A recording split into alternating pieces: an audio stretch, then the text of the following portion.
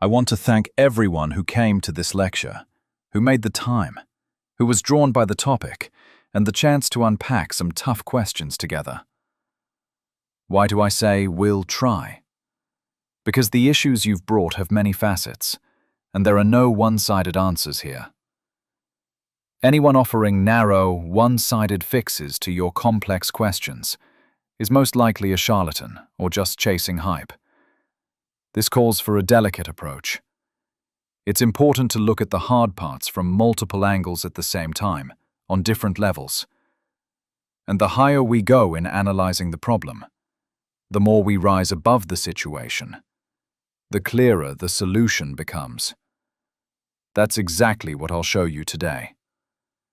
Today, I'll make sure to cover everything I announced earlier. I'll briefly run through them, and then we'll have 3 main sections. First, what's going on with men? Why is there so much criticism of them in recent years? Why do people talk about a crisis of masculinity? Why are we seeing women rapidly gaining power? And, in my view, that's a positive trend. Why won't this change anywhere in the world? Except perhaps in extremely patriarchal regions. In Europe, the US, and other developed countries, this trend will only accelerate. According to forecasts from leading universities, by 2035, women will hold the vast majority of management positions worldwide. Researchers cite a figure above 72%. That would mean men working in manufacturing, while women become the directors of those plants and corporations, like in classic films about women's emancipation. I'll explain why this trend will keep growing, but closer to the end. Next up is the tough topic of aggression. What if you find yourself being aggressive a lot? What do you do?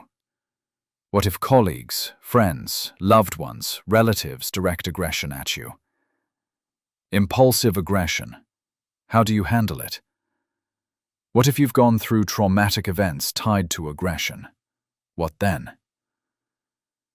Next question. What keeps us from getting through the painful, unpleasant moments in our lives that once scarred us deeply? Years go by, but the pain stays. How do we deal with that? Then, mental health. What is it? I've been fascinated by psychology for many years. I'm deeply immersed in it and prefer to study topics as deeply as possible. I don't consider myself a superficial person, because I can truly dive in and live in that space, work with subtleties and the tiniest details, and handle different tasks with care. In that sense, drawing a parallel with medicine, I realized that to some extent I've reached the level of a neurosurgeon.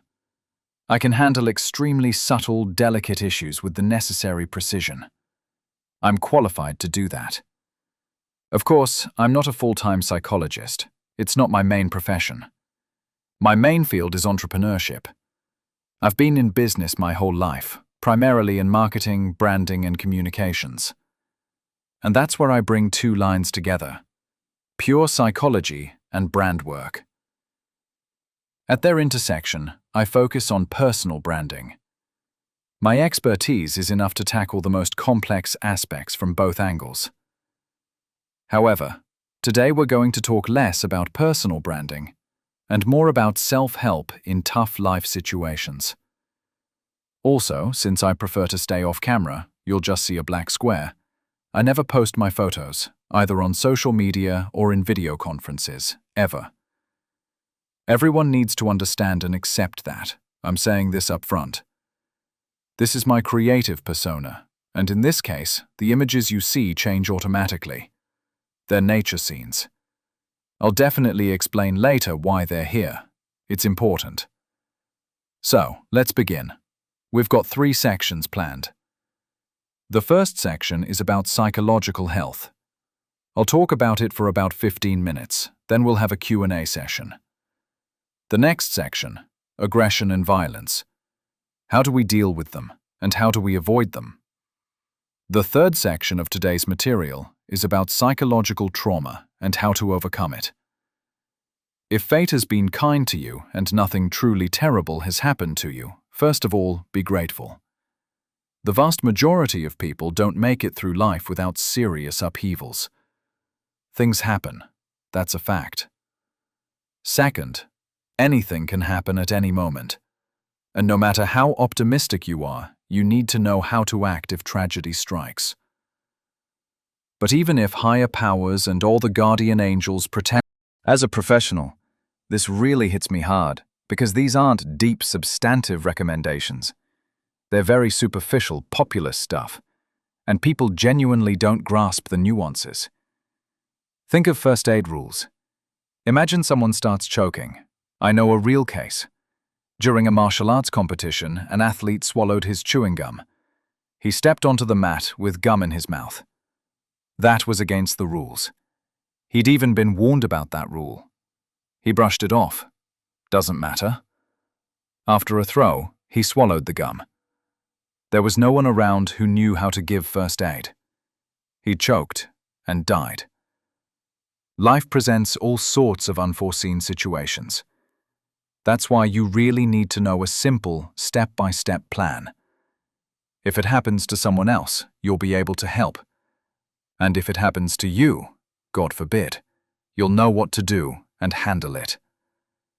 So, back to the first part of our talk, mental health. There's a ton of debate around this. What is it really? Especially when it comes to the wildly inflated topic of self-love. It's not that you shouldn't love yourself. It's essential to love yourself. But why do I call this topic overexploited? Because so many unqualified people, amateurs, barge in and hand out advice left and right about how it's supposed to work. People end up with a distorted picture. We see some overconfident person or a neurotic person engaging in conspicuous consumption, or someone saying, "Look how amazing I am," and we assume that's what mental health looks like. Worse yet, that person is convinced they're mentally healthy, being in a state of superiority, and so on. Back to mental health. There are a lot of distortions here. Unfortunately, there's a phenomenon where people who really do have problems almost never admit it to themselves. You'll rarely meet someone with psychological disorders or exhibiting deviant behavior who says, "You know, I have psychological problems and deviant behavior." Deviant here means behavior with pronounced deviations, up to the most destructive kinds. Such people don't acknowledge they have problems. They cause a huge amount of trouble and hardship for those around them. There are some horrifying statistics about this. Statistics suggest that roughly 1 in 10 people on the planet, or at least in our society, struggle with serious mental disorders.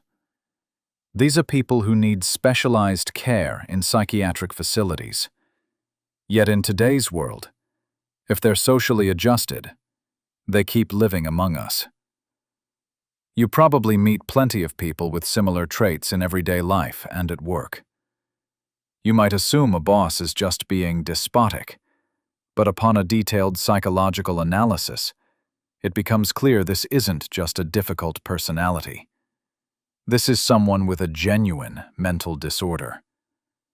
And there are many such cases. A significant number of these people live in socially disadvantaged areas. Many of them live in regions with high crime rates, inadequate social welfare, and other issues. It's important to understand that mental disorders rarely arise from a comfortable life. Most people with psychological disturbances have lived through major trauma and profound personality disturbances, yet never received the professional help and rehabilitation they needed. They had no access to support, and go on merely existing under that burden. At the same time, it's a mistake to think such people are found only in troubled places. They can be anywhere, including the highest echelons of power. Many are well socialized, understand society's rules, and skillfully mask their issues. Often these individuals are so well adapted socially that they show no signs in public, carefully hiding them. Why are serial criminals sometimes not caught for decades? Take a well-known case of a serial killer who was hunted for years. He was a respected school teacher whom no one suspected. He seemed like a model citizen. Neighbors and acquaintances were stunned when the truth came out. How is that possible? Outwardly, a perfectly normal person turned out to be a criminal. There are many people with psychopathic traits who control themselves impeccably in public, while inside they have serious disturbances. Their psyche is profoundly distorted. Some of these people manage their problems on their own and don't harm anyone, and thank goodness for that. But others actively poison the lives of those around them, and unfortunately, they're the ones who seriously disrupt healthy humans. One bad apple can spoil the whole bunch. And in that sense, when a person with psychopathic traits ends up in a military unit, in a command role, then a year or two, or even 3 or 4 later, a real catastrophe sets in. Discipline collapses in terrible ways. Chaos takes over. When someone with psychopathic tendencies runs a large company, all sorts of destructive things can happen in that organization. If a person like that, or a group of such people, starts a family, especially a big, extended family where, for example, several generations live together or very close to one another, and they begin to torment their children or psychologically attack new family members, say, after a wedding, the in-laws, if they have serious mental disorders, then they start to completely destroy the natural, healthy interaction between people. They can create extremely serious problems for everyone around them, and do it in such a way, inflicting wounds so deep, that later those victims will go on to spend almost their entire lives wrecking other people's lives. And that really is a huge tragedy. So, let's briefly look at this question. How do I know whether I'm psychologically well or not? To make this easier to grasp without getting lost in theory, let's use a simple analogy. Think of psychological well-being like physical health. When you're in good shape, do you feel anything special? Most of the time, of course not. We don't really notice normal functioning, what true health feels like. We feel almost like we're flying. We move, we enjoy life, and we assume that's how it's supposed to be. It's important to pay attention to yourself when something has been bothering you for a long time, when it practically hurts, when you just can't settle, and something keeps gnawing at you from the inside. Maybe you're getting irritated a lot, or feeling constantly low, or you're dealing with some clear disruptions. People around you keep pointing out that something seems off, and you can't find a sense of lightness, comfort, a bit of joy. That's the first sign something's up with your mental health. It doesn't mean everything's terrible or that any of you is a psychopath, of course not. It's just an early warning sign. The second sign shows up when you start feeling really down, anxious, downright lost, and you try to compensate for it with something. In other words, instead of growing and developing, look at any healthy tree, especially a young one. It would never decide, I'm going to stop growing now, I'm tired, I'll lie down and rest. Think of a horse in a field, again, young and healthy. Would it spend whole days lying around, watching shows or gazing at its reflection in the lake? No healthy animal would do that. It enjoys life, runs around, is active and energetic, revels in it. And that sense of quiet triumph, an uplifted state, is one of the strongest markers of mental health. When you're in that state of joy, of quiet triumph, by that I mean a gentle sense of pride, a quietly celebratory, uplifted state. In that state, for one, you look great, and problems get solved much faster. It's about as close as you can get to true mental health. And if things are going completely off track, nowhere near how they should be, that's a signal you're veering off course. And if you don't do anything about it, you can end up with a so-called neglected case, where it shows, even on the physiological level, that you don't. We're talking about chronic conditions that, and this is important, can't be cured with simple methods anymore. When someone develops a chronic psychological disorder, it means no advice from friends, no books, no courses will truly help them overcome the problem. Essentially, I'll come back to what to do about it. But in cases like this, you really need to see a qualified specialist who can, first, recognize that the issue is chronic, and then design a treatment plan that can, maybe not right away, help you out of that state. Let me stress this. In that state, a person ends up destroying themselves and everyone around them. I've never met someone in poor psychological health who was creating something valuable, doing good, bringing joy to others. I just haven't. What I have seen, many times, is a person with problems trying to spread those problems to others. They simply can't help it. There's a universal rule. What's inside shows up outside. Meaning, whatever is inside, if there's a deep, painful intrapersonal conflict, if nothing ever feels right and they're constantly unwell, they'll always bring it out and end up doing serious damage to people around them. And they do it. You know, there are very smart people who are also psychopaths, and that's truly frightening. Please look up a film, not right now. I recommend this film. I saw it quite a while ago. It's called Unbreakable. Please write the title down and watch it when you have time. It's a very good film, fairly complex, not very famous, not a blockbuster. But if you really dive into it, it's stunning. It shows two antagonists, and the director, M. Night Shyamalan, loves making unusual, very engaging films. To wrap up this point about psychological health, unfortunately, many psychopaths or people with serious issues are very well socialized and very smart, and thanks to their intellect and insight, they can cause enormous harm, including stunting development and stifling creativity. They get some strange, and to me completely unfathomable, pleasure from others' suffering, from causing people pain. That kind of inner psychological setup turns a person into an almost constant force of destruction. If such a person is in you, he was one of those criminal types, and no matter how you tried to talk to him normally or set things up so he could behave appropriately, he just wasn't capable of being someone who isn't destructive. He couldn't help himself. Or think of those shocking cases of mass killings, not to mention serial killers, where dozens of people are wiped out. What goes on in the heads of people like that? They aren't just mean or evil. They're people with profound psychological damage and severe disorders. And such horrific psychological distortions cause unimaginable harm.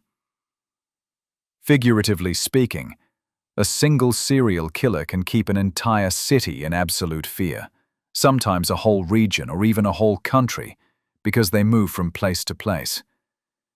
It's important to understand there's a kind of antidote to this.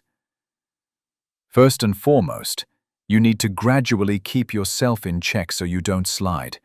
Don't drop into that state where you feel worse and worse. For a moment, let's set everyone else aside and focus just on yourself and ask, what has to change in me so that under no circumstances I won't fall into any destructive abyss? First, obviously, really watch yourself. Make sure that, let's put it this way, the normal, healthy, natural state for a person is to build, to create, to have a certain amount of altruism and a desire to help other people. For most people, that's the norm.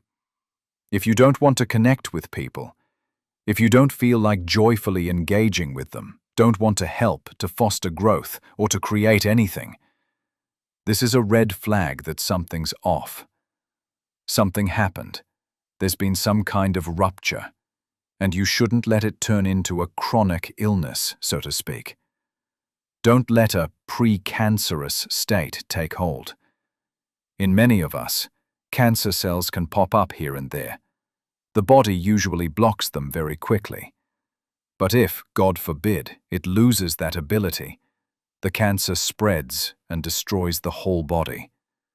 So if you neglect your issues, if year after year you feel worse and worse, that's a very serious sign that at any moment things can spin out of control, and you'll become someone who poisons life for yourself and the... In other cultures, the approach is different. If problems come up, people go and talk them through with professionals. That doesn't mean everyone there is perfectly healthy, but it is one of the factors that raises the odds that you, and many people you know, will handle tough situations thanks to a focus on prevention. That's an extremely important point. Here's the next thing to pay attention to. There's no such thing as bad needs, unless we're talking about a serious mental disturbance or abnormality. Say you have a strong desire to have a lot of money, just as an example. A really, really strong desire, very intense. Strictly speaking, that's not a psychological disorder or a problem, not at all. What matters is how you go about meeting your needs. The way you satisfy a need is a better indicator of whether your mental health is okay. Meaning, if you want a lot of money, you go into business or start working on yourself, personal growth, building a strong personal brand, moving up in your career, and you start making good money by bringing it in through socially acceptable channels. A business, a successful career, other avenues, maybe by working with well-funded companies or high-net-worth individuals. That can happen as well. You can absolutely be a regular person, but if you end up in the orbit of the interests and influence of incredibly influential, well-resourced people, this is called becoming a supplier to high society. You, as an ordinary person, can move up the resource ladder very quickly. You might end up with a lot more at your disposal, and in that case, we'd say this is a normal way to meet that need. Now let's imagine someone else has trouble with this. That means instead of earning money, they'll try to take it from people. Or they'll suppress that need, hate the rich, and make their lives harder in every possible way. They turn into, let's say, there's even a term for it, engaging in vexatious consumer litigation. As in, there are people who deliberately sue big corporations their whole lives. They have a powerful urge to live well, but the way they try to meet their needs most likely points to some issues. So if you notice in yourself or others that something's off about how needs are being... When your needs are met, when you find appropriate ways to fulfill them, you really do grow and evolve as a psychologically healthy person. That's why when something goes off track, the first thing we do isn't to suppress those needs or start blaming others, possibly, for example, accusing someone of having excessive sexual desire. We just make sure those needs are met in appropriate ways. Of course, and let me repeat, anything that crosses the line is not acceptable. We don't condone blatantly destructive behavior patterns, not in our own lives and certainly not when we witness some kind of catastrophe. But once a person finds the right ways to meet those needs, their mental state stabilizes. One more point to round off the topic of mental well-being, and then we'll wrap this section. It's that fundamental feeling of being accepted in this world. In other words, it's essential to feel your place in this reality and in the society you're part of. And of course, society can and should change throughout your life. For example, I often talk about a common mistake people make in relationships when they say, "Accept me as I am, you can't change me." That can become a serious problem. Why? Here's an example. Imagine telling your child who's just started elementary school, "I accept you as you are, and please never move to any grade other than first. They could be 40 years old and still in first grade. And more than that, even though first grade renews each year with a new cohort, they'd just move on to the next first grade. And as you can imagine, in that first grade, a 40-year-old would be the smartest, the most mature, the most socially adjusted.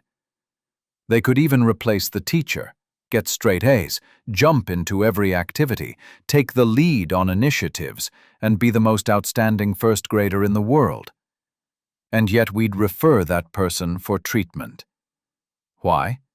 Because ongoing development, as I've said and I'll stress it again, is the normal state for every human being. Look at a tree. First it's a small sprout, then a sizable shrub, then a slim but tall tree, then a powerful tree, then a fruit-bearing tree that, year after year, produces and creates in its own way. And if you feel you're not lost in this world, if you feel you belong in society and know that other people need you, chances are you've got strong roots and a reliable inner compass.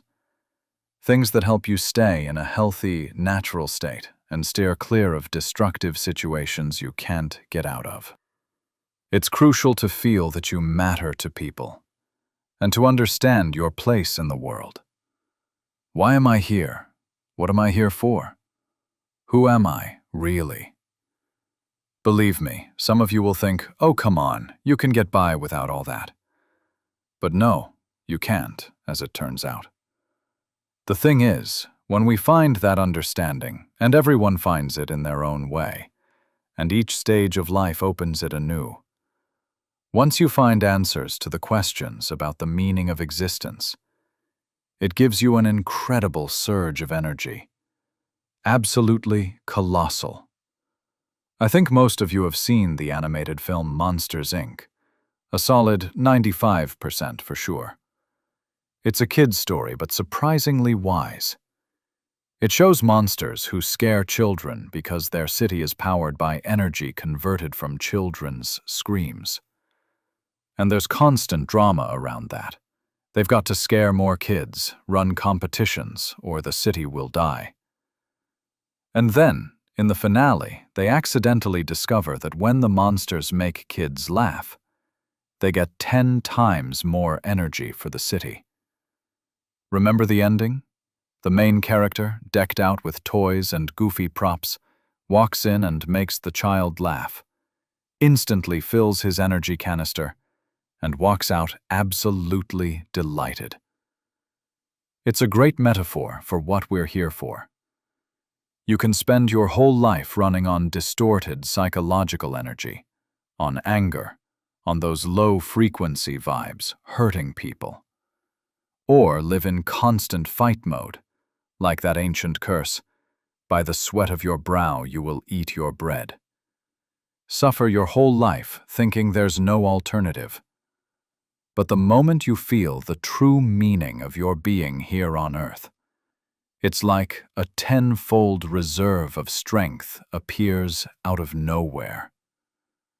Trust me, it really works. People often ask me for books on this topic. If you haven't read Viktor Frankl's Man's Search for, always try to help people uncover their true natural inclinations, the ones they were born with and that let them shine, brightly and beautifully, without disrupting the lives of those around them. In other words, you can do whatever you want. Your freedom ends where someone else's begins. Up to that line, you're free to express any of your aspirations, and it won't be destructive. But when you step over someone else's boundaries, that's when things get distorted. Someone who has found themselves in this world can't destroy it. They only create. They aim to make their environment, their company or team, their loved ones, better. They find ways and bring them to life, improving their city and their country. There are countless examples of this. This is a true sign of psychological health. Let me wrap up this part and move on to the next topic, aggression and violence. But first, Let's go over a few questions I often get from listeners. People often ask me, what are the signs that you found your place in the world? How do you know you found your calling? A famous poet once put it well.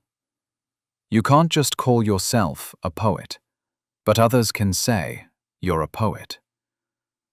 At its core, a sense of calling is less about a feeling inside you and more about the steady feedback you get from the people around you. The more consistent, structured feedback you get from the people around you, the more certain you can be that this is your path. Here's a clear example. Say you sing and think you're good at it. A few years ago, a brilliant singer passed away. She started out as a young woman singing in island bars. One day, a producer, there on vacation by chance, heard her voice and was stunned. He immediately recognized her genius and said, "Your nature, your calling is to sing." He helped her reach the global stage. She was an amazing person with a beautiful soul and an open heart. I was lucky enough to attend her concert. After her performances, people would say it felt as if their hearts opened. That kind of thing is always visible from the outside. But how do you recognize it yourself? It's a state of deep fulfillment, and not just for a moment. And with that realignment, when you return to your true self, you can start over with a clean slate. It really is achievable. Now let's move on to the questions that often come up from the audience.